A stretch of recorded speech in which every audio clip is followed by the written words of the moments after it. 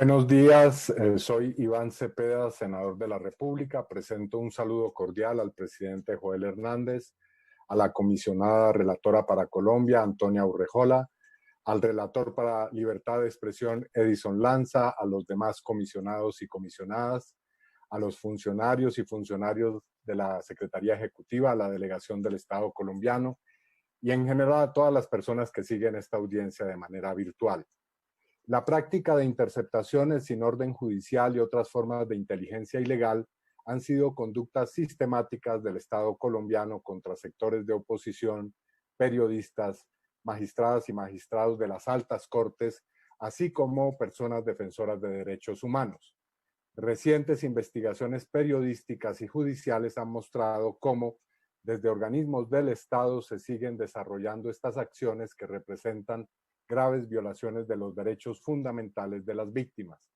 Aun cuando se creó una nueva ley para la supervisión de la inteligencia y la contrainteligencia y se suprimió el Departamento Administrativo de Seguridad DAS, bajo el actual gobierno, estas operaciones ilegales se han seguido perpetrando. Haré referencia a 6 de ellas realizadas en los últimos 6 años. Primero, la Operación Andrómeda. En 2014 se supo que en Bogotá funcionaba una central clandestina de inteligencia militar bajo la fachada de un restaurante dedicada a espiar a personas que participábamos en los diálogos de paz en La Habana, Cuba. Entre esas personas figurábamos, entre otros, los representantes del gobierno Humberto de la Calle y Sergio Jaramillo, representantes en esos diálogos, facilitadores del proceso de paz entre quienes me contaba yo. Segundo, el 6 de julio de 2019, junto con los senadores Roy Barreras y Antonio Sanguino, enviamos una comunicación al presidente de la República, Iván Duque Márquez, en la que le informábamos que nos enteramos por diversas fuentes que la Dirección Nacional de Inteligencia venía preparando operaciones ilegales en contra nuestra y de otros ciudadanos quienes habríamos sido declarados objetivos políticos de acciones encubiertas. La Fiscalía precluyó una breve investigación dos meses después de esta denuncia. Tercero, en noviembre de 2019 se denunció un nuevo episodio de inteligencia ilegal, esta vez desde la Fiscalía. Periodistas dieron a conocer declaraciones de 2 exfuncionarios de esa entidad que aseguraban que por órdenes del entonces fiscal general Néstor Humberto Martínez se habrían desarrollado interceptaciones telefónicas contra un grupo de personas entre quienes de nuevo figurábamos participantes en el proceso de paz como Humberto de la Calle, facilitadores del proceso y asesores jurídicos de la entonces guerrilla de las FARC. No hemos conocido ninguna investigación seria sobre esa denuncia.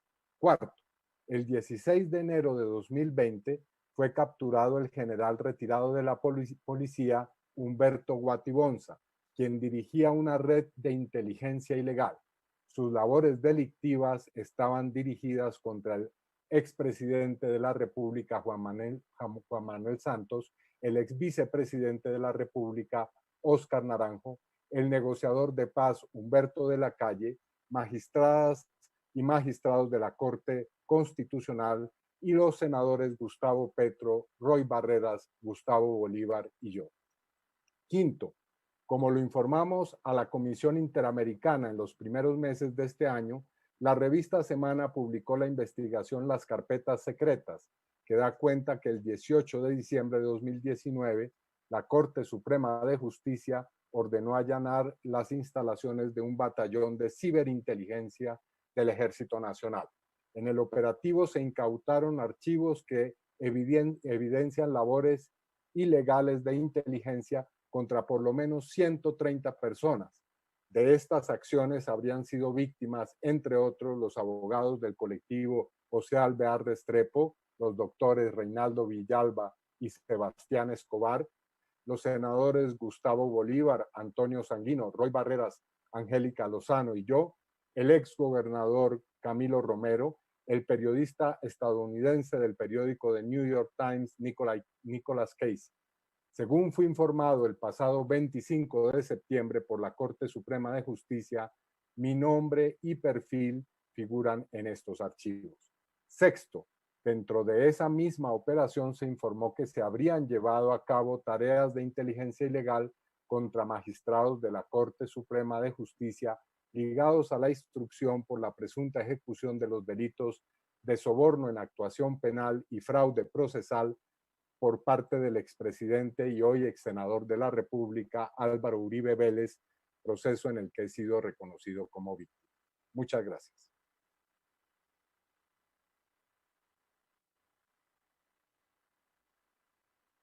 Muy buenos días. Mi nombre es Gustavo Bolívar, senador de la República. Para economizar el tiempo, quiero hacer extensivos unos saludos a los que se refirió mi compañero Iván Cepeda. Muy buenos días a todos.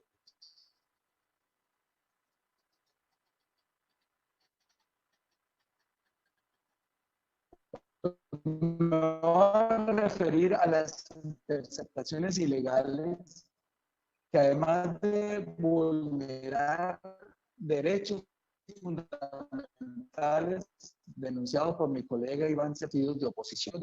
Hemos sido víctimas de interceptaciones realizadas desde las instalaciones militares dedicadas a la inteligencia y a la contrainteligencia, y también hemos sido víctimas de campañas de desprestigio promovidas por funcionarios del gobierno nacional bajo métodos perversos como perfilamientos, utilización de herramientas tecnológicas invasivas y de intrusión. También se han evidenciado acciones coordinadas en contra de medios de comunicación, periodistas y opositores políticos. Una de ellas es la conocida, abro comillas, bodeguita uribista, cierro comillas, que fue promovida por funcionarios del gobierno nacional para deslegitimar el ejercicio de la oposición, sus liderazgos y posturas, atentar contra el proceso de paz y presionar los fallos de magistrados de las altas cortes colombianas. Otro caso que evidencia esta práctica es el perfilamiento que realizó la Oficina de Comunicaciones de la Presidencia de la República a 450 tuiteros e influencers que ejercen su derecho fundamental a la libre expresión y en muchos casos ejercen la oposición política actual al actual gobierno de manera pública, consciente y transparente.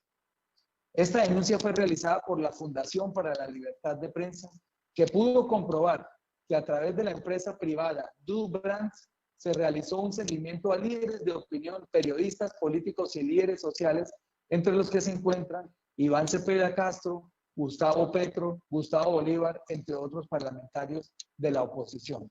Todas estas actuaciones de perfilamientos ponen en riesgo a los ciudadanos y sus derechos de haber data, y con ello se busca, además, controlar desde el gobierno y sus entidades el debate público en redes sociales. Desde nuestra función constitucional como senadores de la República, hemos citado en 2 oportunidades al ministro de Defensa Nacional, Carlos Holmes Trujillo, para que informe al Senado sobre estos hechos y ofrezca explicaciones ante las denuncias presentadas. Su respuesta ha sido evasiva y negacionista. Hasta hoy no se reconoce por parte del gobierno la existencia de este aparato ilegal que está detrás de los seguimientos y que, como ha sido informado por la revista Semana, fue financiado con recursos de cooperación de Estados Unidos y en parte, como se denunció públicamente, con fondos de la paz.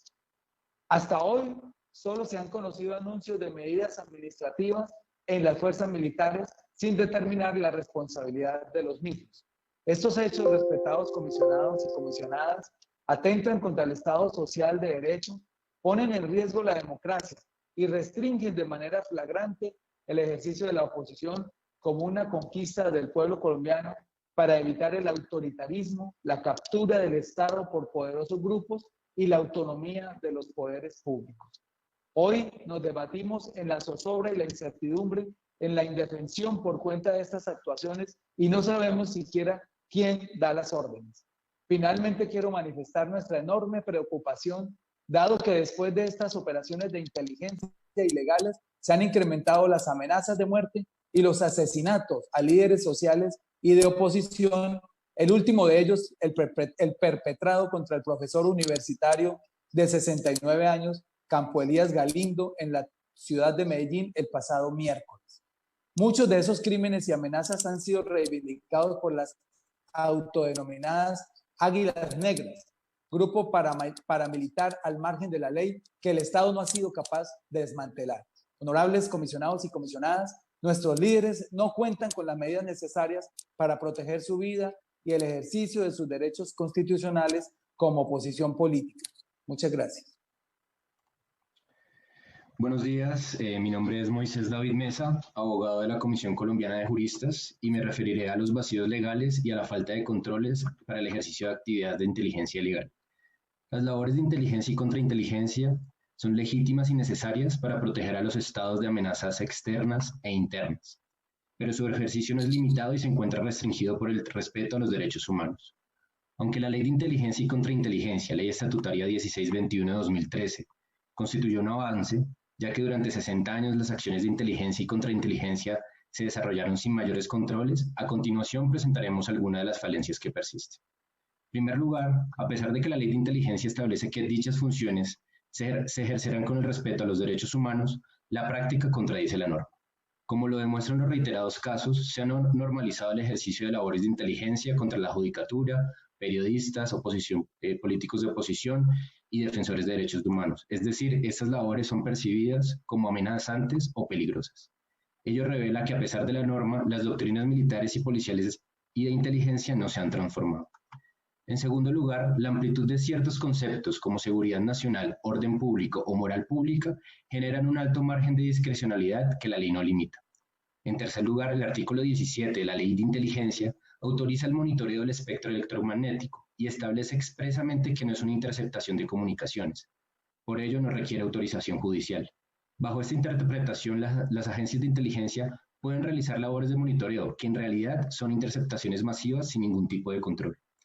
En cuarto lugar, según el Decreto 1704 de 2012 y la Ley de Inteligencia, las empresas privadas de comunicaciones están obligadas legalmente a retener durante 5 años la información de sus suscriptores relativa a datos y metadatos como la identidad, dirección, historial de comunicaciones y ubicación geográfica. En este lapso, las empresas se encuentran obligadas legalmente a entregar la información a las autoridades competentes, incluyendo las agencias de inteligencia. En muchos casos se trata de información delicada y sensible. En quinto lugar, en cuanto al control, la Ley de Inteligencia prevé mecanismos internos de cada agencia u organismo. Es decir, estos órganos no están sujetos al escrutinio público y normalmente se escudan en argumentos como la seguridad nacional para limitar el acceso. Adicionalmente, la ley crea la Comisión Legal de Seguimiento a las Actividades de Inteligencia y Contrainteligencia, compuesta por integrantes del Congreso de la República. Aunque la ley otorga varias funciones y actividades de control y supervisión, desde su creación en el 2013, esta comisión es prácticamente inoperante. Por último, la ley no prevé ningún tipo de recurso ni administrativo ni judicial a favor de las personas que son objeto de labores de inteligencia.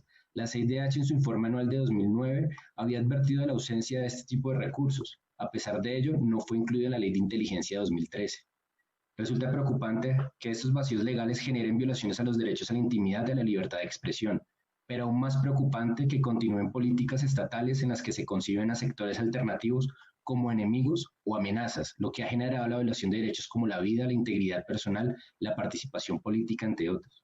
Esta situación se agrava cuando las actividades de inteligencia no solo surgen de un vacío legal, sino de acciones tipificadas como delitos, en los que se hacen interceptaciones ilegales con el uso de software maliciosos, la violación de datos personales o la suplantación de sitios web de captura de datos personales. Tercero, nuevos procedimientos y tecnologías de espionaje, perfilamiento y extracción de información sin autorización legal. Buenos días, soy Juan Diego Castañeda de la Fundación Carisma y trabajamos con el apoyo de Privacy International. Como se ha expuesto, las autoridades han abusado de las tecnologías más allá de la interceptación de comunicaciones fijas y móviles. Son algunos de estos procedimientos. Primero, la captura de metadatos. Aunque no revelan el contenido de las llamadas, los metadatos muestran detalles como la ubicación geográfica o la duración, el origen y el destino de las llamadas. De su análisis puede inferirse costumbres, movimientos diarios, residencia temporal o permanente y relaciones personales de las personas vigiladas.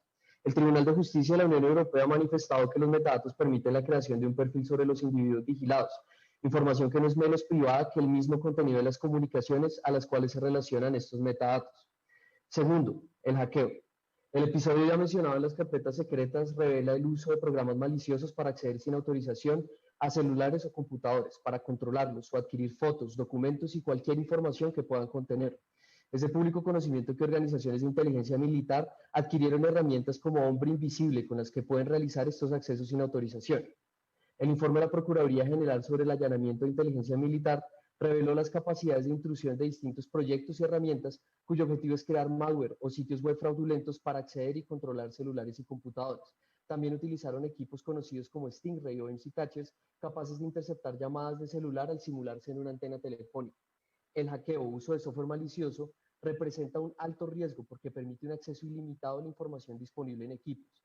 Da la seriedad de esta interferencia con el derecho a la privacidad y la forma oculta o secreta en la que opera el malware, el hackeo debe estar cuidadosamente reglamentado y supervisado. Como mínimo, el uso de malware debería estar propiamente regulado por ley, sujeto al control judicial previo y a estándares de estricta necesidad. Tercero y último, perfilamiento.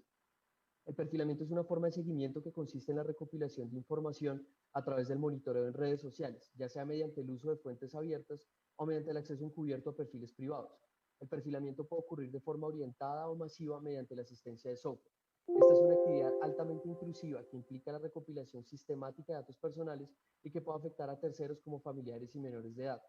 Distintas agencias de seguridad han realizado perfilamientos. Inteligencia de Policía Nacional canceló un proceso de adquisición de un sistema de perfilamiento con inteligencia artificial.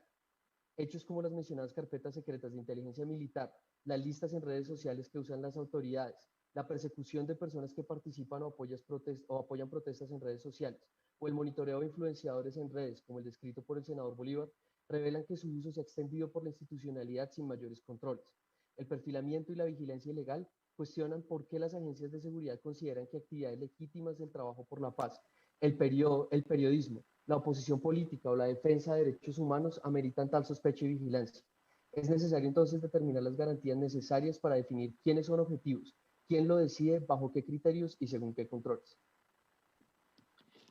Buenos días, mi nombre es Sebastián Escobar del colectivo de abogados y me referiría al cuarto punto sobre la falta de investigación, judicialización y sanción de los hechos de inteligencia ilegal, las dificultades para el acceso a la información y los obstáculos en el ejercicio de la participación en investigaciones tanto penales como disciplinarias. 3 minutos, por favor. Gracias. En primer lugar, uno de los elementos que preocupan es la falta de reconocimiento de la condición de víctimas, a pesar de que en Colombia es pacífico por la jurisprudencia nacional que éstas pueden actuar desde las fases preliminares del proceso. Sin embargo, esta facultad se ha obstaculizado notablemente al no admitir la calidad de víctima de las personas que aparecen mencionadas en estas actividades de inteligencia ilegal, con el argumento de que no se cuenta con información sobre el universo total de las víctimas. El segundo elemento, digamos, que llamamos la atención es la falta de acceso a la información, la que se manifiesta principalmente en la negativa a emitir copias de los actos de investigación en contravía de los estándares nacionales e internacionales en la materia, con lo cual se limita considerablemente pues, la posibilidad de participar activamente en el proceso y presentar y aportar pruebas. En tercer lugar, las deficiencias en la metodología de investigación. Y aquí queremos notar el hecho de que en las investigaciones por estos hechos se han advertido falencias como las siguientes. 1. Líneas de investigación que no privilegian metodologías de asociación de hechos y conductas y que permitan caracterizar estos hechos como un fenómeno de macrocriminalidad reiterado en el tiempo, con la participación de las mismas entidades y con similitudes en los perfiles de las víctimas, patrones de actuación y razones de hecho que motivan la comisión de estas faltas graves.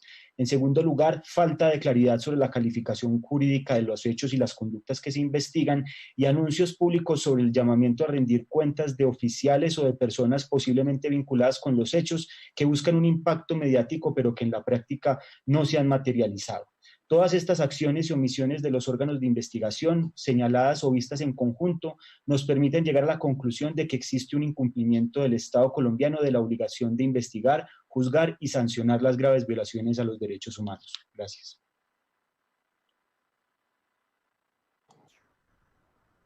¿Concluido? Estimado presidente, vamos a dejar la solicitud dado el tiempo para la réplica, si a usted le parece. Excelente, les agradezco mucho. Muy bien, bueno, vamos a darle 20 minutos a la representación del Estado.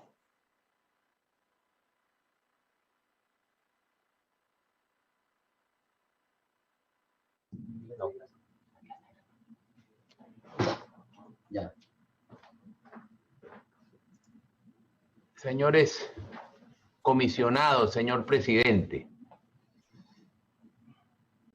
Buenos días a los comisionados, a los peticionarios, a quienes siguen la presente transmisión y a los colegas representantes del Estado. La delegación del Estado se permitirá hacer uso de la palabra en el siguiente orden. En primer lugar, me dirigiré a ustedes en nombre del Gobierno Nacional. Luego intervendrán representantes de la Fiscalía General de la Nación y de la Procuraduría General. A comienzos del 2020, en medios públicos se conocieron denuncias de presunto uso irregular de las capacidades de inteligencia militar contrarias a la Constitución y a la ley. Una vez ello ocurre, se iniciaron investigaciones disciplinarias al interior de las fuerzas militares. Por su parte, la Procuraduría General de la Nación asumió dichas investigaciones en ejercicio de su poder preferente y compulsó copias a la Fiscalía General de la Nación para que adelantara la investigación penal del caso. En mayo del 2020 se conocieron otras denuncias sobre posibles actividades ilegales de miembros del Ejército por presunto perfilamiento ilegal a algunas personas, incluyendo a miembros del Gobierno Nacional. Sobre estos hechos, se solicitó igualmente a las autoridades judiciales y disciplinarias competentes adelantar las investigaciones correspondientes para determinar la ocurrencia de los hechos y establecer las responsabilidades individuales correspondientes.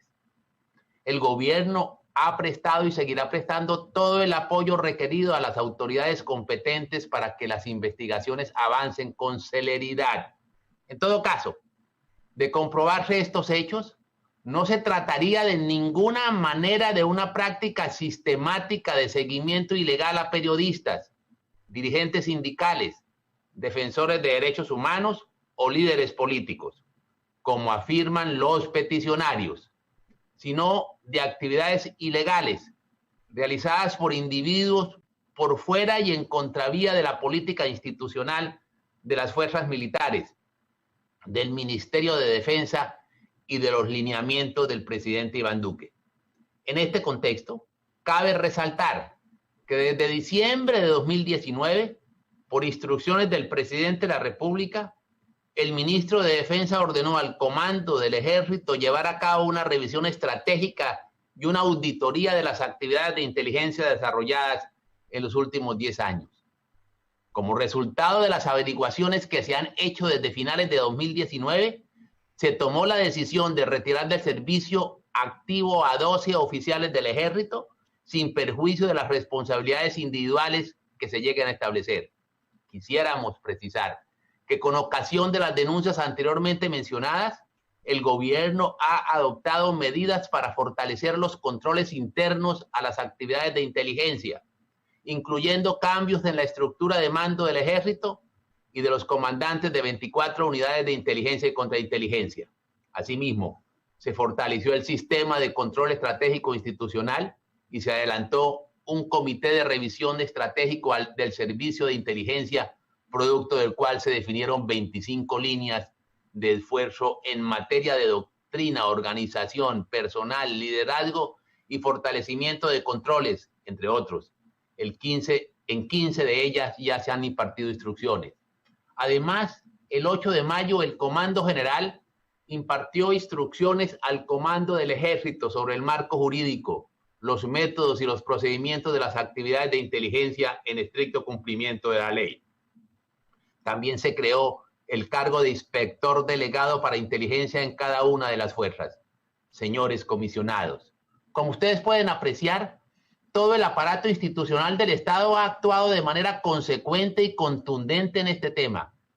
Esto demuestra que el marco legal e institucional colombiano responde de manera efectiva cuando se presentan denuncias de esta naturaleza. Por ello, quisiera señalar que en materia de actividades de inteligencia no hay en Colombia vacíos legislativos, normativa dispersa ni falta de controles. Por el contrario, hay un marco normativo claro, la Ley Estatutaria 1621 del 13, declarada exequible mediante sentencia 540 del 12 de la Corte Constitucional. Esta ley establece con claridad que la función de inteligencia se realiza, entre otros objetivos, para proteger los derechos humanos y prevenir y combatir amenazas internas o externas contra la vigencia del régimen democrático, el régimen constitucional y legal, la seguridad y la defensa nacional, y que estará limitada en su ejercicio al respeto de los derechos humanos y al cumplimiento estricto de la Constitución, la ley, el derecho internacional humanitario y el derecho internacional de los derechos humanos. Más aún, la ley estipula que en ningún caso la información de inteligencia y contrainteligencia será recolectada, procesada o diseminada por razones de género, raza, origen nacional o familiar, lengua, religión, opinión política o filosófica, pertenencia a una organización sindical, social o de derechos humanos, o para promover los intereses de cualquier partido o movimiento político o afectar los derechos y garantías de los partidos políticos de oposición. La ley contempla también mecanismos de supervisión y control. Así, las actividades de inteligencia deben ser autorizadas por orden de operaciones o misión de trabajo emitida por los directores de los organismos, jefes o subjefes de unidad, sección o dependencia, y debe incluir un planeamiento, el monitoreo del espectro e interceptaciones de comunicaciones privadas solo podrán llevarse a cabo en el marco de los procedimientos judiciales. En sintonía con este marco normativo, el gobierno, a través del Ministerio de Defensa, tiene una política de cero tolerancia con las violaciones de los derechos humanos, infracciones al derecho internacional humanitario y actos de corrupción, comprometidos con la legalidad como pilar fundamental del Pacto por Colombia, que ha fijado el presidente Duque como hoja de ruta para su administración. El gobierno ha sido claro en que no se tolerarán actuaciones por parte de miembros de la fuerza pública que deshonren la institución o que sean contrarios a la ley. Para terminar, solo me resta señalar que el gobierno no admitirá que actuaciones de unos cuantos individuos comprometen la legitimidad de las actividades de inteligencia o afecten la confianza de la ciudadanía en la fuerza pública. Asimismo, el gobierno rechaza enfáticamente cualquier acción de seguimiento o perfilamiento que haya podido ocurrir respecto de periodistas, políticos, funcionarios o defensores de derechos humanos. El gobierno está comprometido con garantizar el ejercicio pleno y libre de sus actividades, que son fundamentales para el fortalecimiento de la democracia en Colombia. Por lo tanto, de haber ocurrido estos hechos, debe caer a los responsables todo el peso de la ley, con sanciones severas y ejemplarizantes. Debo hacer las siguientes observaciones. Varios o alguno de los peticionarios ha hecho referencia a la Operación Andrómeda y al caso del general en retiro ciudadano Guatibonza. Estas materias no son objeto de esta diligencia, son ajenas a ellas, y por lo tanto el Estado no hará referencia en las intervenciones, sino en los momentos correspondientes, cuando sean objeto de otra diligencia, si fuere el caso. Pero estos temas están siendo investigados por los órganos jurisdiccionales y disciplinarios en el ejercicio de las funciones propias del Estado colombiano. Muchas gracias. Ahora intervendrá la Fiscalía General de la Nación y la Procuraduría General de la Nación. Buenos días. ¿Confirmar que me escuchen bien? Bueno, buenos días, señores comisarios.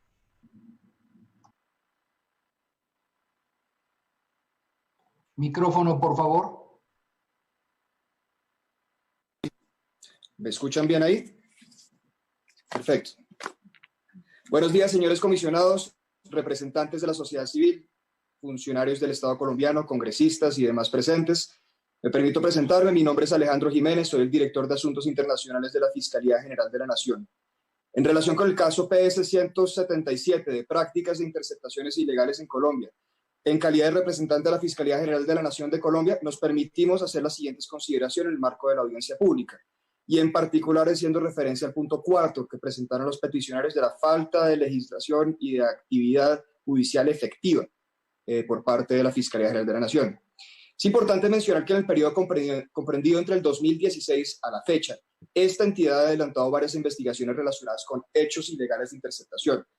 En la actualidad, de las fiscalías delegadas ante la Corte Suprema de Justicia, hay 9 indagaciones, de las cuales estas se encuentran todas activas, y además existen 5 procesos que ya cuentan con sentencias condenatorias. Las anteriores actuaciones judiciales se adelantan, entre otros, por los siguientes delitos: violación ilícita de comunicaciones, posibles acciones ilegales de monitoreo y perfilaciones, concierto para delinquir, peculado por apropiación, peculado por uso, violación ilícita de comunicaciones agravada, abuso de función pública y utilización indebida de información oficial privilegiada. Cada análisis y verificación de los elementos materiales probatorios y evidencia física deben contar con la precisión y certeza tal que sean incuestionables para sustentar ante los jueces las respectivas imputaciones. Por ello, y ante este caso tan particular y las medidas y las necesidades que existen, se ha decidido fortalecer los despachos de conocimiento mediante la designación de fiscales de apoyo, investigadores judiciales, asistentes y analistas cuya experiencia y conocimiento son garantía de resultados, y es muy importante mencionar que todos ellos están con dedicación exclusiva. Vale la pena destacar que la actuación judicial se adelanta actualmente por los presuntos hechos de espionaje, al parecer, cometido por algunos miembros del Ejército Nacional y se encuentra en etapa de indagación, razón por la cual no se entrará en el detalle atendiendo la reserva de ley que se cobija. Sin embargo, esta orden y este proceso ha sido priorizado. En ella, a la fecha, se han emitido 36 órdenes judiciales tendientes al esclarecimiento de los hechos, a la individualización de los autores y los partícipes de estos ilícitos que atentan contra la integridad de las personas que se verán afectadas con esos actos delictivos. No es correcto que no haya una investigación en contexto. Por ello, y como la Comisión Interamericana bien ha conocido por parte de esta Fiscalía General de la Nación, nosotros tenemos un proceso que, cuando se determina que una indagación sea priorizado, comporta la aplicación de una directiva que es la Directiva 002 del 2017, frente a lo cual se aplican los siguientes contextos. Primero, se incluye como primera hipótesis delictiva que la razón de un homicidio, una amenaza u otro delito corresponde al ejercicio de defensa de los derechos humanos. Segundo, nosotros adelantamos la investigación en contexto. Esto quiere decir que se tiene en cuenta, entre otros aspectos, las circunstancias políticas, sociales, económicas y culturales que rodean los hechos delictivos. Tercero, se promueve la asociación de casos, es decir, estamos considerando que al identificarse patrones que explican la comisión de delito y la condición de la víctima, el contexto que se rodea son evaluadas en el mismo contexto de asociación de casos. Cuarto, las investigaciones tienen que agotar todos los medios legales para el esclarecimiento de los hechos, actuando bajo el principio de exhaustividad. Quinto, las investigaciones tienen que desarrollarse en un plazo razonable dentro del marco del impulso permanente. Y sexto, en los procesos se debe incluir la participación de las víctimas. Los procesos de interceptación como una actividad investigativa tienen una fuente de legislación nacional y siempre debe estar alineado con los estándares internacionales. Es por ello que me permito traer a colación los parámetros establecidos por la Corte Europea de Derechos Humanos, como es el caso de NEF versus Bulgaria, que incluyen no solamente los criterios de necesidad y legalidad, sino el test de balance desarrollado en Leander versus Suecia de la misma Corte. Si existe abuso, Klaas versus Alemania ha sido muy claro que debe haber herramientas que protejan dicha situación, así como una acción penal que se implementará implacablemente en el caso que se violenten esos criterios de necesidad y legalidad, razón por la cual ya existen 5 condenas en esos casos y hay 9 indagaciones abiertas en este momento. Finalmente, en este mismo sentido, este sistema se ha pronunciado particularmente en el caso Escher y otros contra Brasil del 2009, donde la protección a la vida privada se concreta en el derecho de los sujetos distintos a los interlocutores y no pueden conocer ilegalmente el contenido de las conversaciones telefónicas. Es un parámetro rector de la Fiscalía General de la Nación que estaríamos aplicando los estándares internacionales frente a las investigaciones sobre este caso y, como ya mencionamos, los propios del proceso de comunicación. Esto quiere decir que conforme se desprende el artículo 11.2 de la Convención Interamericana y en el mismo caso de Escher y otros contra Brasil que les mencioné ahorita, el derecho a la vida privada no es un derecho absoluto y por lo tanto puede ser restringido por los estados siempre que las inherencias no sean abusivas o arbitrarias. Por ello, deben estar previstas en la ley y perseguir un fin legítimo que sea necesario en una sociedad democrática. La pregunta entonces es, ¿qué entrará a revisar la Fiscalía General de la Nación con base en lo anterior? Primero, si existe un marco normativo. Lo existe, particularmente la Ley de Inteligencia y la Ley de Contrainteligencia, así como el Código de Procedimiento Penal. Segundo, si existe una orden de un fiscal. Tercero, si hay una solicitud de interceptación. Y cuarto, si existe un control posterior. Si algunos de estos elementos anteriormente mencionados no se cumplen, serán sujetos de una investigación por parte de esta autoridad.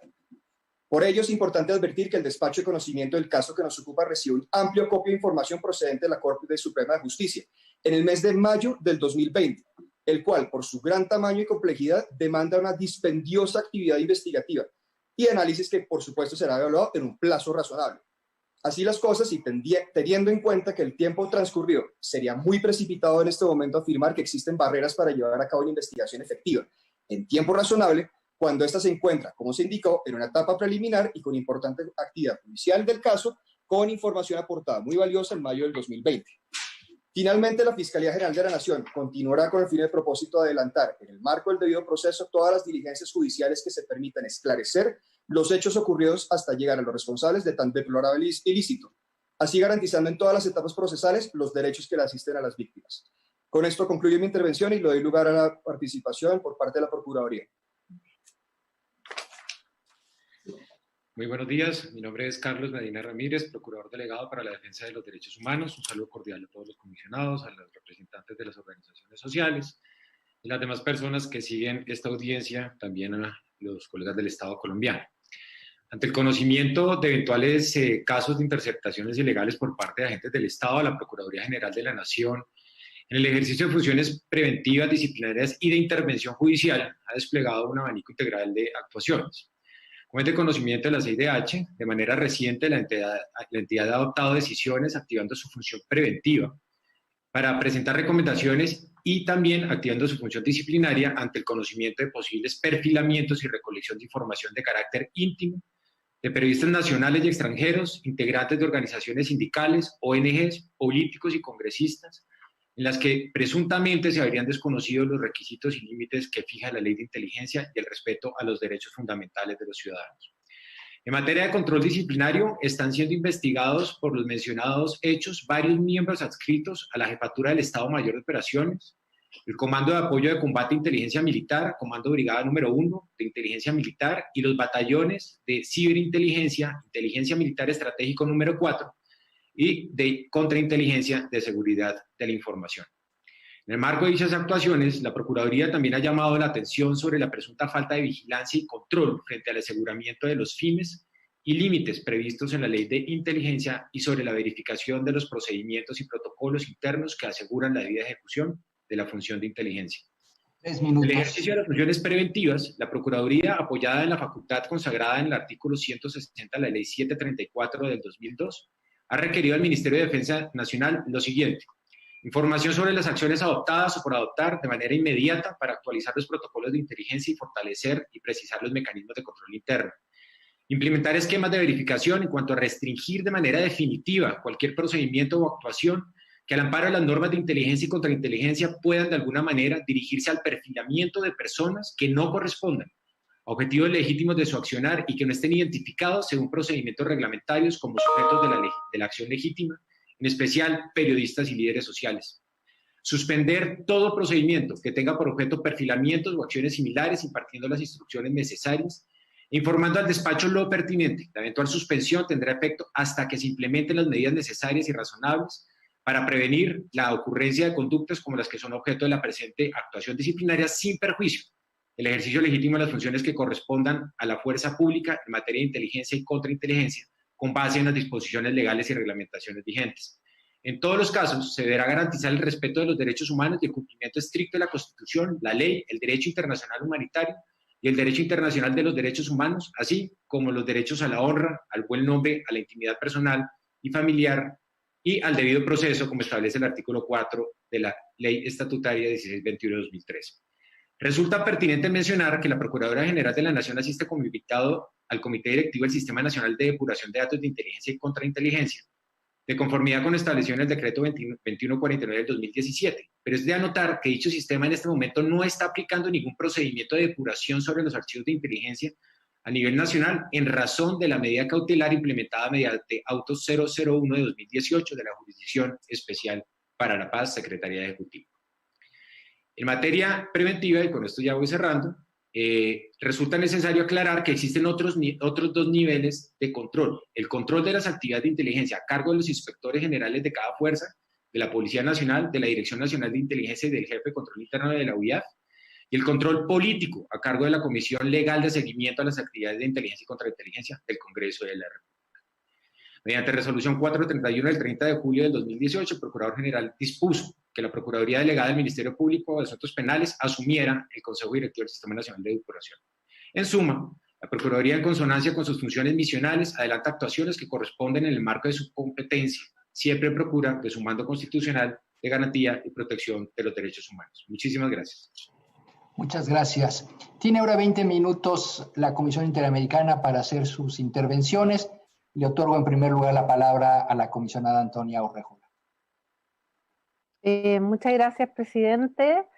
Saludar en primer lugar a mis colegas de la comisión, saludo a los congresistas que hoy día nos acompañan, a las organizaciones de la sociedad civil y también, por supuesto, a la representación del Estado. La situación de las interceptaciones ilegales por parte de la Comisión ha sido una preocupación ya de varios años, no solo respecto de Colombia, sino en general cuál es la situación respecto de los defensores y defensoras de derechos humanos. Los informes que ha hecho la Comisión de Defensores y Defensoras de Derechos Humanos, tanto el primero como el segundo, incluyen este tema, es decir, es un tema que nos ha preocupado de manera permanente. Existe además jurisprudencia en la materia que además fue muy bien reseñada por el representante de la Fiscalía. Tenemos un caso precisamente de Brasil, el caso de Echer, que habla precisamente de que el derecho a la vida privada no es un derecho absoluto y puede ser restringido por los estados siempre y cuando cumpla con un conjunto cierto de requisitos que son propios de una sociedad democrática, lo señaló muy bien el representante de la Fiscalía, no los quiero repetir. Y también, pero sí lo que quiero señalar es que la situación de las interceptaciones ilegales no solo ha sido una preocupación nuestra respecto en general de defensores y defensores de derechos humanos, sino también concretamente sobre la situación en Colombia. Nosotros nos hemos pronunciado sobre el tema de Colombia en distintas ocasiones, hemos sacado comunicados públicos este año, ha estado en los informes anuales de Colombia, si no me equivoco, el del 2004, el 2009, el 2014, es decir, es una situación que la Comisión a lo largo de estos años ha estado monitoreando y ha aparecido en distintas ocasiones respecto a distintos actores, y por eso nos preocupa mucho y agradecemos esta audiencia. Hace como un mes atrás, de hecho, nosotros enviamos a la Corte un caso, el caso 12.380, respecto de miembros del CAJAR. Precisamente uno de los temas es precisamente el tema también de seguimiento y de las actividades de seguridad en contra de miembros del CAJAR. Se envió ahora en julio, y ahí también la Comisión, ¿cierto?, señaló algunos estándares en la materia sobre el tema del seguimiento y las interceptaciones ilegales. Y en el caso concreto de los miembros del CAJAR se señaló que el seguimiento se hizo sin control judicial, sin ninguna justificación que justificara una finalidad legítima, y además se estableció, cierto, que la Convención Americana de Derechos Humanos protege la confidencialidad y la inviolabilidad de las comunicaciones frente a cualquier injerencia arbitraria o abusiva por parte del Estado o particular, y por lo tanto la vigilancia, la intervención, las grabaciones y divulgación de las comunicaciones privadas están prohibidas, salvo casos previstos en la ley y que se adecúen a los propósitos y objetivos de la Convención Americana de Derechos Humanos. En ese sentido, lo primero que quiero señalar como relator, y me imagino que además el relator especial lo va a indicar después, pero como relator de Colombia, que esta situación que estamos viendo en esta audiencia, que es sobre hechos específicos, sí es un tema que la Comisión ha venido monitoreando hace muchos años, insisto, desde el 2004 apareció en varios informes anuales esta situación, han habido casos entre sistemas sobre esta situación. Ahora bien, me parece muy importante la información que ha proporcionado el Estado respecto a las investigaciones y que han sido dados de baja algunos miembros del Ejército involucrados en relación a los hechos de esta audiencia. Y también me parece muy importante lo que ha informado la Fiscalía en relación con que se toman en cuenta el contexto que rodea estos hechos, cosa que es fundamental, que es un poco el tema que han estado planteando los peticionarios, que es uno de los temas que también la Comisión ha hecho seguimiento sobre interceptaciones ilegales. Ahora, tengo una duda sobre la participación de las víctimas en los procesos. La Fiscalía indicó que las víctimas deben participar en estos procesos, que eso es fundamental. Pero por otra parte no me quedó muy claro, los peticionarios de la audiencia señalaron, entre otros, que no tienen acceso a la información, que había una negativa para acceder a las copias de los datos recogidos por las interceptaciones ilegales. Por lo tanto, mi pregunta concreta a la Fiscalía es ¿de qué manera están participando las víctimas en estas indagaciones y en estas investigaciones, cuando por su parte los peticionarios están indicando que no están teniendo acceso a la información? ¿Cómo pueden coadyuvar las víctimas y saber exactamente de qué se tratan las materias si no tienen acceso a la propia información por las cuales han sido investigados a través de estas interceptaciones? Entonces, quisiera preguntar a la Fiscalía cuál ha sido la participación de las víctimas en estos casos, cómo se ha previsto la participación de las víctimas y qué información tienen las víctimas sobre los procesos. Y lo otro que también es para la Fiscalía es si me pudiese señalar, porque entiendo que estamos hablando de hechos más recientes y por lo tanto entiendo que las investigaciones son más recientes. Yo entiendo el tema de los plazos, pero sería importante poder conocer cuáles son los plazos estimables de investigación en hechos como este. Porque ambos temas, tanto la participación de las víctimas, el acceso a la información, como los plazos que sean adecuados en el fondo, razonables por la investigación, pero adecuados, son fundamentales para garantizar el derecho a la justicia de las víctimas, también para la seguridad de las víctimas respecto de las actividades por las cuales han sido investigados, y también son fundamentales como garantía de no repetición, y eso sí es fundamental porque retomo que este es un tema que la Comisión ha tenido que visibilizar y estudiar no solo ahora, sino en años anteriores, reitero, en los informes del 2004, los informes posteriores anuales sobre Colombia y los casos que está conociendo la Comisión. Entonces, mis dos preguntas fundamentales van hacia el acceso a justicia de las víctimas, como también a garantías de no repetición. ¿Cómo están participando las víctimas actualmente en estas investigaciones? ¿Qué acceso a información están teniendo? ¿Y cuáles más o menos los plazos estimables de investigación? Entiendo que siempre es complejo tener plazos concretos porque depende del resultado de las investigaciones, pero sería importante ver más o menos, conocer un poco más cómo son estos procesos legales para que no se alarguen en el tiempo, porque mientras tanto yo entiendo perfectamente, para las víctimas es bien complejo no tener claridad sobre quiénes ordenaron estas investigaciones, qué es lo que se investigó, qué información hay respecto de ellos, porque sí, también pone en peligro su propia integridad. Eso, muchas gracias, presidente. Gracias, comisionada. La comisionada Flavia Piovesan. Muchas gracias, presidente. Buenos días, buenas tardes a todos y a todas. Inicialmente, también saludos muy cordiales a la representación de la sociedad civil, a los senadores aquí presentes, a la participación del Estado, a mis colegas también. Yo también aquí endosso la preocupación de la comisionada Antônia, relatora país.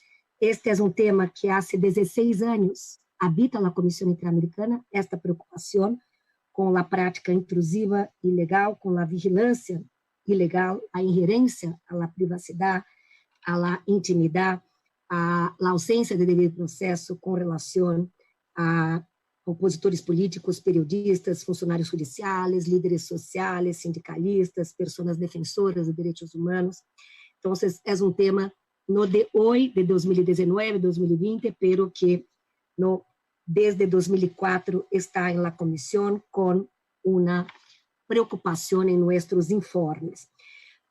Yo tengo dos preocupaciones y dos preguntas. La primera tiene que ver con el marco jurídico, la ley 1621 de 2013 y el decreto de 2012, porque desde la sociedad civil hay una visión de que hay vacíos legislativos. Hay una falta, no solo una ausencia de ley, pero además una actuación por veces delituosa, ¿no? Que caracterizaría un delito grave. Me gustaría comprender cuáles son las propuestas para aprimorar, para armonizar el marco jurídico teniendo en cuenta los parámetros convencionales, ¿no? Entonces, esta solicitud de aclaración a la sociedad civil y también al Estado, porque hay la ley, ¿no? Tenemos la ley de 2013, tenemos prácticas de controle interno y también controle jurisdiccional. Yo tomé nota con mucha atención, ¿no? Do que se pasó en 2019, con auditorías, los 12 oficiales fuera del ejército, también la Fiscalía aquí presentó informaciones muy importantes sobre 5 procesos con sentencias condenatorias, 36 órdenes judiciales, pero tenemos, ¿no? La ley y los casos persisten. O sea, aquí yo los invito a esta mirada constructiva, se hay espacios para la adopción de un marco jurídico más adecuado, se hay vacíos, se hay incompletudes, se hay insuficiencias. O sea, en qué medida un nuevo marco jurídico podría transformar ese estado de cosas, contribuir para tener una situación de mayor protección, mejor prevención. Entonces, esta es mi primera preocupación. ou seja, com as medidas de prevenção, de investigação e proteção e com o marco jurídico. A segunda pergunta tem que ver com os entes privados, sobretudo, escutei também o tema da ciberinteligência. E em contexto pandêmico, temos cada vez mais o mundo virtual muito potente, muito presente em nossas vidas, marcos jurídicos em la região muito embrionários sobre o tema do controle do mundo virtual, do cyberataque, de ciberinteligência, de contra-inteligência. Então, também me gostaria de compreender a responsabilidade das empresas privadas em isto, acordando que em novembro passado, em Foro Interamericano, a Comissão também adotou um informe sobre empresas de direitos humanos, estándares interamericanos. Então, são estas duas perguntas, ou seja, me parece que este é um espaço muito privilegiado, muito fértil para evaluar detidamente a situação e como cambiar esse estado de coisas, como fortalecer a prevenção, a investigação, a proteção. Muitas graças. Gracias, comisionada. Le paso la palabra ahora al relator especial, Edison Lanza. Bueno, gracias, presidente. Buenos días a la representación de la sociedad civil, a los legisladores presentes, a las organizaciones periodísticas, también a los representantes del distinguido Estado de Colombia. Creo que ha habido una coincidencia en general en esta audiencia en cuanto a la vulneración que significa el uso de mecanismos de vigilancia ilegal con fines que podrían ser, digamos, de espionaje político o de interferencia en las fuentes periodísticas, en la protección de las fuentes periodísticas. También creo que hay coincidencia en cuáles son los estándares internacionales y cuáles son las obligaciones del Estado en ese sentido, ¿no? Y también saludo, en definitiva, que el presidente de la República de Colombia haya reconocido que existió esta vigilancia ilegal en esta oportunidad y haya tomado medidas disciplinarias a su alcance con respecto a quienes habrían sido los autores de esa vigilancia. Ahora, nuestra preocupación, y me uno así a lo que han dicho la comisionada Urrejola y Flavia Puyosán, tiene que ver con digamos, la respuesta de la investigación en primer lugar. Es decir, creo que sabemos poco y nada realmente de por qué se estaban haciendo estas interceptaciones que no tendrían una autorización, por supuesto, judicial, ni un control jurisdiccional de ninguna especie, quiénes las llevaban a cabo, porque sabemos que son agentes estatales, nada menos que del ejército, y con recursos del Estado, y cuál era la finalidad, para quién o para qué se estaba recopilando esa información. Por lo tanto, creo que hay una obligación de investigar y de identificar y sancionar no solo a los responsables, sino también de explicarle a la sociedad colombiana y explicarle a la sociedad civil y a las víctimas, tanto de líderes sociales como periodistas o legisladores de oposición, bueno, por qué y cómo estaba pasando esto. Si el presidente no lo sabía, como lo ha mencionado el embajador, bueno, ¿a qué respondía esta vigilancia y con qué finalidad y qué alimentaba, qué aparato alimentaba esta información? Y si era un aparato paraestatal o ilegal, creo que, digamos, todo el contexto importa, ¿no? Y por supuesto también la preocupación, porque este es un tema que se ha repetido a lo largo de la historia, no voy a repetir los casos del DAS, los casos de Andrómeda, todo lo que se ha mencionado, y sin embargo, digamos, uno de los principios fundamentales de los derechos humanos es la no repetición, y aquí tenemos repetición. Y por lo tanto creo que ahí también nos gustaría saber, y mis preguntas van en dos sentidos. Primero, las garantías de independencia de la investigación, si hay una investigación completa y de contexto, y si las víctimas y sus representantes pueden coadyuvar y participar. Creo que en este caso es fundamental porque estamos aparte en un tema muy técnico. Y segundo, qué medidas de no repetición de mediano y largo alcance. Yo creo que evidentemente se impone un diseño de las agencias de inteligencia distinto, que tengan independencia incluso hoy que Colombia avance hacia un proceso de paz y de consolidación de la paz, ojalá tener agencias con independencia de las agencias que están a cargo del uso de la fuerza, creo que es importante, y que haya un control externo, ya sea por el Congreso o por una agencia especial con participación del Congreso, que en las leyes que hemos visto y que han mencionado, Colombia no tiene, ¿no? Sin perjuicio de los controles administrativos y jurisdiccionales que, por supuesto, siempre deben estar presentes. Entonces, quiero terminar solidarizándome también con las víctimas en este caso y sobre todo con el gremio periodístico, porque también es cierto que este caso se supo y se conoció porque una investigación periodística lo dio a conocer. Y por lo tanto, la protección de la privacidad de las fuentes periodísticas y de un ámbito para que se pueda ejercer en privacidad el periodismo, la oposición o la defensa de los derechos humanos es fundamental para el futuro de Colombia. Muchas gracias. Gracias, relator especial. Yo creo que mis colegas han planteado el tema, las preguntas que están sobre la mesa. Simplemente yo haré una reflexión final. Hemos escuchado la garantía del Estado de que estas interceptaciones ilegales no forman parte de una política sistemática del Estado. Y para la Comisión esta declaración es muy importante, pero hay que ser consecuente con esta declaración, y esto pasa por los distintos temas que han señalado mis colegas.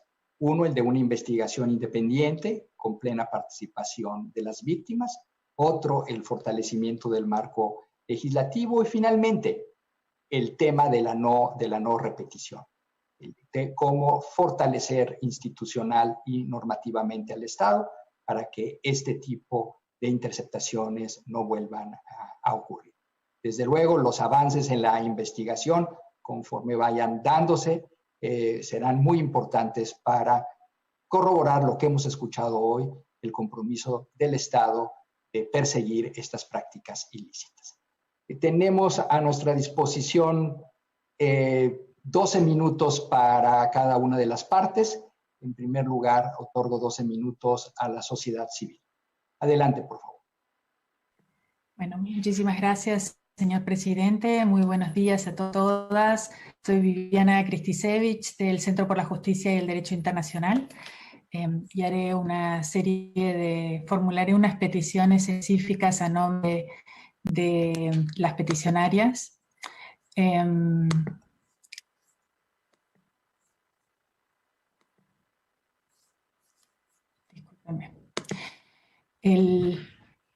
primer lugar, como le consta a esta comisión, Colombia no ha dado una respuesta adecuada a las preguntas que han sido formuladas sobre las actividades de inteligencia ilegal por propia Relatoría de Libertad de Expresión de la Comisión Interamericana y 4 relatores especiales de Naciones Unidas, así como aquellas que formuladas por varias de las personas afectadas en mayo y junio del presente año. Nos alegra que el señor embajador Ordóñez plantee que hay una política de tolerancia cero y una disposición de cooperar con las autoridades competentes. La Comisión Interamericana, la Relatoría de Libertad de Expresión y los relatores de Naciones Unidas son autoridades competentes, y el Estado no ha dado acceso a la información ilegal recogida frente a cada una de las víctimas. No se ha esclarecido quién ha dado las órdenes, qué se realizaron los seguimientos, hackeos y perfilamientos, quién financió la tecnología que hizo posible parte de las acciones más intrusivas, etc. Estas respuestas no solo son importantes para temas de la privacidad de aquellas personas afectadas, tienen que ver con la evaluación de los factores de riesgo y las medidas de reparación y no repetición que se deben adoptar para dar una respuesta efectiva a esta situación reiterada de adquisición de inteligencia ilegal, que en el caso de Colombia no solo pone en tela de juicio la capacidad de informar o la privacidad de las personas, sino por el contexto en el que se dan y por las informaciones que hemos tenido acceso acerca de los motivos que generaron estos seguimientos y estas interceptaciones ilegales, pueden poner en perjuicio y en riesgo la vida y la integridad de aquellas personas que están afectadas. Por eso le pedimos a la Comisión Interamericana y la Relatoría de Libertad de Expresión que tomen en cuenta cuáles son estas preguntas específicas que todavía están pendientes de una respuesta clara del Estado colombiano y que insistan ante las distintas instancias estatales para que hayan respuestas adecuadas. En segundo lugar, queremos respetuosamente solicitarle a la Comisión Interamericana que revea algunos de los temas de medidas cautelares, de decisiones de política institucional sobre el alcance de las medidas cautelares que pueden tener repercusión sobre la efectividad y la capacidad de las mismas de salvar las vidas y de proteger derechos en Colombia.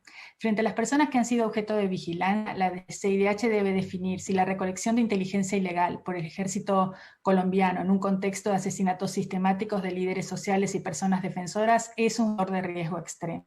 Como explicamos anteriormente, para las peticionarias y varias relatorías especiales de Naciones Unidas, no queda duda alguna que la inclusión de periodistas, defensoras, líderes sociales, políticos en informes de inteligencia ilegal en un patrón como el descrito es en sí mismo un factor de riesgo extremo a la vida y a la integridad de aquellas personas. Si la CIDH concuerda, debería entonces considerar el otorgamiento de medidas cautelares a aquellas personas, entre ellas varios periodistas, que no han recibido amenazas, pero sí han sido objeto de algunas de las ya mencionadas acciones de inteligencia.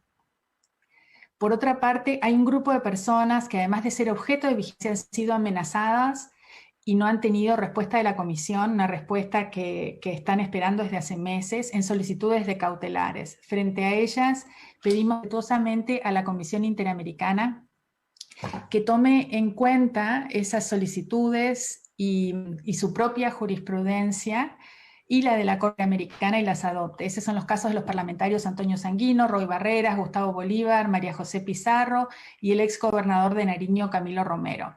Por último, teniendo en cuenta el efecto último del sistema de protección de las personas, el principio pro persona, el principio precautorio, le pedimos a la Ilustre Comisión Interamericana en el tema de medidas cautelares que considere, cuando los solicitantes de las mismas se lo requieran, el seguimiento a la jurisdicción de la Corte de estas medidas. En particular, que considere el sometimiento aún de medidas que han sido denegadas, aquellas en las que tenga dudas o aquellas que hayan sido otorgadas y permanezcan incumplidas. Una tercera acción que nos parece fundamental para fortalecer la respuesta de la Comisión Interamericana ante la situación denunciada es la inclusión de Colombia en el capítulo 4b de su informe anual, el capítulo que resalta aquellos países con las peores situaciones de derechos humanos del hemisferio. Lamentablemente ha quedado en evidencia la voluntad estatal de continuar adelantando acciones de inteligencia ilegal contra personas defensoras, periodistas, políticos, en un contexto de violencia e impunidad contra estos grupos. Además, Colombia cuenta con una de las situaciones más alarmantes de derechos humanos en la región, posee el récord de ser el país más letal para las personas defensoras de derechos humanos a nivel mundial, y todo indica que el Estado mantiene acción, lo violan por acción y omisión con hechos ilegales que profundizan la violencia y la impunidad. Les agradecemos esta oportunidad de dirigirnos a ustedes, y quienes estamos presentes en esta audiencia hemos sido afectados de manera directa por las actividades de inteligencia ilegal realizadas por el Estado colombiano, en particular por el Ejército colombiano y otras dependencias estatales, y apelamos a esta comisión para que dé una respuesta que refuerce la tarea y la caja de herramientas con la que ha respondido frente a la situación de interceptación de gas. Ustedes tienen varias importantes herramientas, pedimos que las pongan a disposición para la protección del derecho a defender derechos, la participación en la vida pública, la libertad de expresión y la vida de los peticionarios. Con esto doy la palabra a mis colegas para que continúen con la réplica.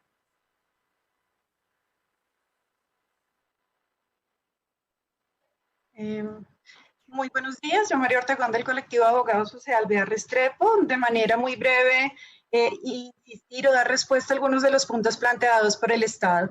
En primer punto, se señaló que esta actividad no es sistemática. Sin embargo, el ejemplo que dio la comisionada Piovesan sobre el caso colectivo de abogados revela cómo integrantes de nuestra organización son objeto de labores ilegales de inteligencia desde la década de los 90. En los diferentes informes, tanto de Naciones Unidas como de la Comisión, se da cuenta de esta práctica, que también ha sido reconocida por la Corte Interamericana en el caso Isaza, y recientemente el caso que acaba de ser remitido a la Corte Interamericana, el caso Movilla Galarcio, también refleja esta situación. En segundo lugar, frente a la información que presenta la Fiscalía, desafortunadamente no tenemos manera de corroborar esa información.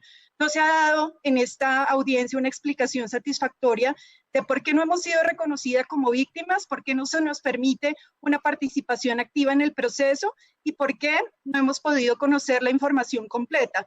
Tampoco se ha hecho esto mismo frente a una orden que dio el Tribunal Administrativo de Cundinamarca y posteriormente la Corte Suprema, posteriormente en segunda instancia, frente a solicitud de tutela que hiciera la congresista Caterine Miranda. El Ministerio de Defensa no ha entregado esta información. En tercer lugar, no se ha explicado por qué la Fiscalía ha señalado públicamente que solamente serían 20 las víctimas de perfilamientos, cuando la FLIP tiene información mucho más amplia y ha documentado por lo menos 54 de estos casos. Frente a las preguntas sobre qué debería hacerse frente al marco legal, algunas de las cuestiones ya las hemos respondido, otras las podemos responder por escrito, pero la comisionada de Piovesan han señalado, por ejemplo, que tiene que actualizarse el marco frente a las realidades tecnológicas. En segundo lugar, esas realidades implicarían controles mucho más claros frente a la adquisición de tecnología y la solicitud, por ejemplo, del Congreso de la República para que pueda hacerse, de manera que en un debate participativo, democrático y deliberativo, la sociedad conozca el tipo de inteligencia, el tipo de tecnologías que están adquiriendo los órganos de inteligencia. Igualmente, hemos advertido que no existen suficientes controles civiles, ni rendiciones de cuentas, y en ello el papel del Congreso también puede ser fundamental. Finalmente, no existe un mecanismo claro de depuración de la información de inteligencia en la que hemos sido incluidos erróneamente o deliberadamente periodistas, defensores de derechos humanos, órganos de oposición, y en ello tiene que existir, además de la prohibición que ya existe en la Ley de Inteligencia y Contrainteligencia, una modificación de la doctrina del ejército, de los órganos de policía y en general de la institucionalidad para que no se siga concibiendo a personas opositoras como enemigos públicos. Quedan unos minutos si alguien más quisiera contestar.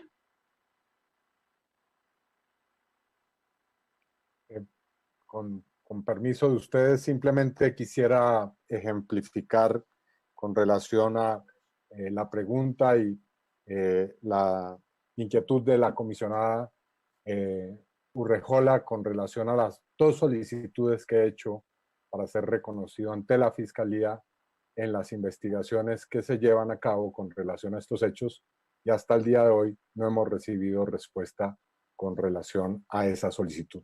Simplemente puntualizar eso para ejemplificar también otro caso con relación a lo que se está discutiendo. Yo quisiera cerrar diciendo que nos preocupa mucho no tener acceso a la información para poder saber que nosotros estábamos, en el caso mío, sé que los otros senadores también, para poder saber que éramos parte o estábamos en las carpetas de perfilamientos, nos tocó enviar 2 derechos de petición a la Corte. Finalmente, hace 2 días me respondieron que sí, efectivamente estaba yo, pero hay algo muy preocupante ahí que de verdad sí debería, en mi caso, ser objeto de una exhaustiva investigación. Resulta que yo soy un empresario, vengo de vivir de los Estados Unidos, vine a hacer campaña para el Senado, y entre las cosas que dicen que me están perfilando en esa carta que me envía la Corte, dicen que vínculos con el grupo ELN.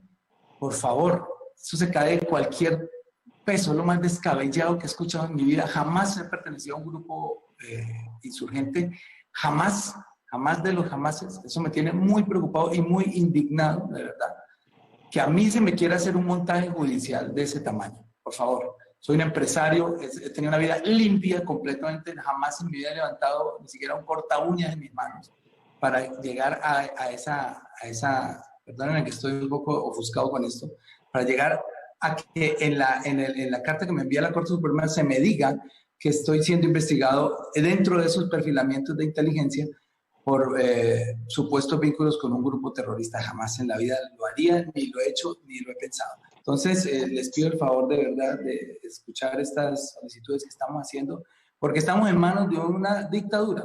Hay que decirlo de frente. Muchas gracias, señor. Muchas gracias.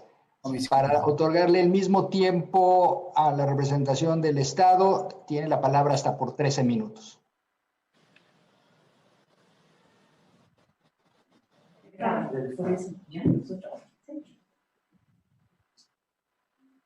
Señor embajador, con su venia, procedemos desde la Fiscalía a intervenir. Siga, siga. Yo intervengo después de usted. Perfecto. Agradecemos el espacio que nos otorgaron para poder hacer una réplica sobre la intervención de los peticionarios y, por supuesto, resolver las inquietudes de las señoras comisionadas. En primer lugar, voy a permitir referenciar la explicación relacionada con la calidad de víctima y el acceso a los procesos, y en segundo lugar, haré referencia al caso sobre plazos de investigación en estos en particular. En primer lugar, en relación con el reconocimiento y participación de víctimas, es muy importante poder recordar que la estructura jurídica relacionada con la participación de víctimas en un proceso penal están con la misma explicación sustentada en la ley relacionada con la oportunidad procesal para ello. Es decir, la ley 906 del 2004 es bastante clara que la participación de las víctimas será exclusivamente en la audiencia de formulación de acusación, una vez se determina en esa oportunidad la calidad de víctima. Sin perjuicio de ello, y esto me parece muy importante poderlo resaltar, sin perjuicio de lo que establece la ley en esta oportunidad procesal de la audiencia de formulación de acusación, por aplicación jurisprudencial, tanto la sentencia C-516 y C-031, la primera del 2007 y la segunda del 2018, ambas de la Corte Constitucional, y por supuesto la sentencia del 4 de septiembre del 2012 de la Corte Interamericana de Derechos Humanos en el caso Masacres de Río Negro versus Guatemala, se ha permitido el reconocimiento de víctimas con anterioridad a la audiencia de formulación de acusación, en estricto respeto de los artículos 8 y 25 de la Convención Interamericana, donde se otorgan ciertos derechos como, primero, información general sobre el proceso de indagación. Esto quiere decir la que no se encuentra en reserva, pero sí los procesos que se encuentran en indagación, información general. Segundo, los casos de protección, es decir, cuando existen elementos de amenaza, se aplican causales de protección. Y tercero, que es la atención, cuando se necesita hacer tratamiento psicosocial, entre otros. Voy a volver al primer caso porque creo que es importante hacer una diferenciación entre el acceso irrestricto en esta oportunidad procesal previa a la audiencia de formulación de acusación a lo que se está otorgando en este momento. Y, por supuesto, antes de entrar en el detalle, yo quisiera hacer referencia a que ya la Fiscalía reconoció preliminarmente como víctimas a 4 personas.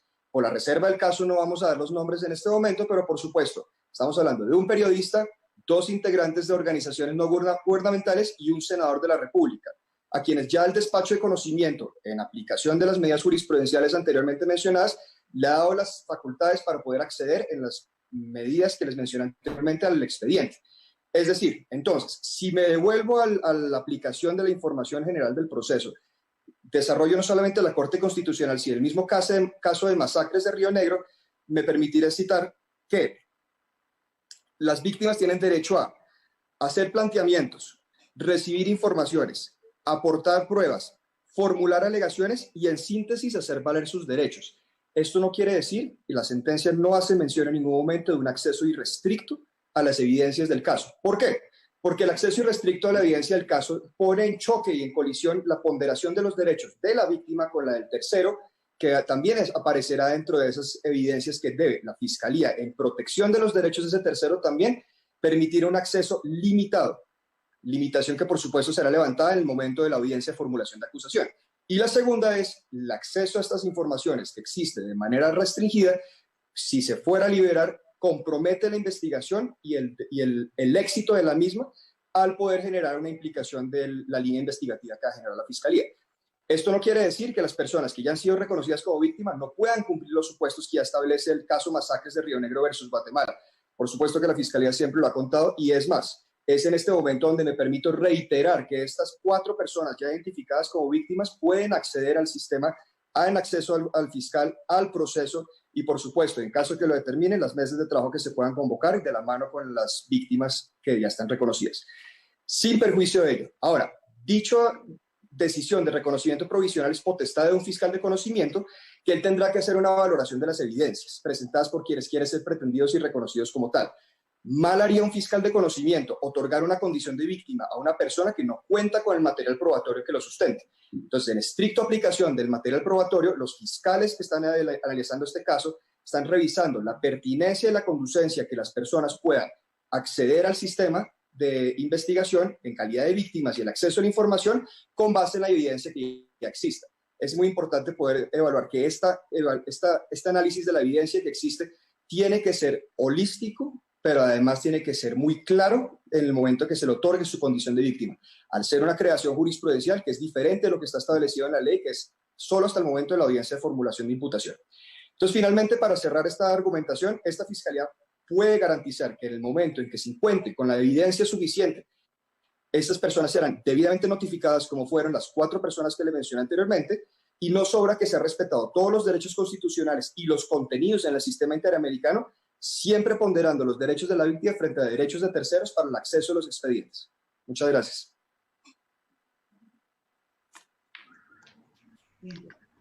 ¿Más por parte del Estado? Sí, señor presidente. Embajador.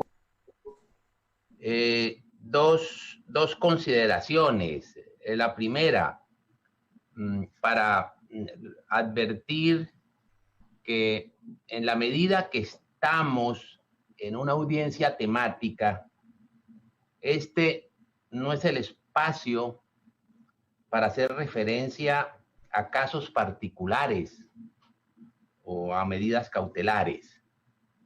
Eso podrá ser objeto de otro escenario institucional, pero no de este, porque cuando se convoca al Estado, el Estado asiste a estas diligencias con los elementos de juicio necesarios obtenidos por la coordinación institucional, y por eso no pueden planteársele aspectos para los cuales no fue convocado. Por eso reitero lo que manifesté inicialmente. Los casos del general Huatibonza, quien a propósito sus hechos fueron cometidos con posterioridad a su condición de funcionario público, pero no es objeto de esta diligencia. Lo mismo que el caso de la operación Andrómeda. Y otro aspecto, es inadmisible que, como se acaba de expresar, que se acuse, que se señale al gobierno colombiano como un gobierno dictatorial. Es profundamente respetuoso de los derechos humanos, y por eso está aquí convocado en esta audiencia. Existen en nuestro país todos los controles institucionales, los controles judiciales, la Fiscalía, la Procuraduría, que funcionan, que dan resultados, como los acabamos de oír. Existen los controles políticos, un Congreso en el cual se hacen los controles políticos cotidianamente, con todas las libertades. Los controles internacionales. Colombia es uno de los estados donde más se ha sometido al escrutinio de esta institucionalidad interamericana. Por tanto, no hace sino expresarse o utilizar este instrumento, este escenario, para hacer un discurso político que no tiene fundamento ni en la institucionalidad, ni en el mismo ejercicio que esas personas hacen de los controles políticos correspondientes. Gracias, señor presidente.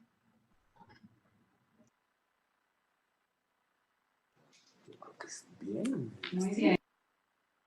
Gracias. Si no hay más pedido de palabra por parte de la representación del Estado, vamos a dar por concluida esta audiencia. Agradezco mucho a todos los participantes, tanto representación de la sociedad civil como representación del Estado, por este diálogo franco, abierto, respetuoso y democrático. Celebro mucho haber tenido esta oportunidad y la Comisión reitera su compromiso de seguir avanzando en la solución de este y otros temas. Muchas gracias. Damos por concluida esta audiencia. Hasta la próxima.